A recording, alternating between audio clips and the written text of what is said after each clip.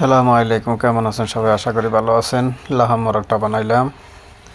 প্রথম লাহামগুলো ভালো করে ধুইলাম, পরে পেঁয়াজ দিলাম, আদা রসুন দিলাম, মশলা দিলাম, ঠিক আছে, 3-4 পাতার মশলা দিলাম, দিয়ে এগুলারে কষাইলাম ভালো করে। কষানোর পরে ফ্রেশ টমাটম দিলাম, ঠিক আছে, ফ্রেশ টমাটম দিয়ে 2টা মাজন দিলাম, দিয়ে এগুলারে কষাইলাম ভালো করে, ঠিক আছে।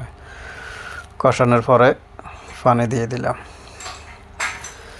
মাজন দিলাম, তারপরে পানি দিয়ে দিলাম, তারপরে আপনার একটা বামিয়াগুলা একটু ভালো করে তেলের উপরে দিয়ে ভাজি করলাম। ভাজির পরে একটা মাজন দিলাম, সাদা মাজন দিয়ে এটার লাল করলাম হালকা, ঠিক আছে, একটু লাল করে রেখে দিলাম। তারপরে এগুলো হয়ে গেল, বামিয়াগুলা ডালি দিলাম মার্কের মধ্যে, ঠিক আছে, দিয়ে এই মোরগ হয়ে গেল ইনশাল্লাহ। বামিয়া মোরগ এইভাবে তৈরি করবেন। আমার ভয়েসগুলো তেমন সুন্দর হয় না, কারণ কি আমি ভয়েস দিতে পারি না, ঠিক সে সমস্যা।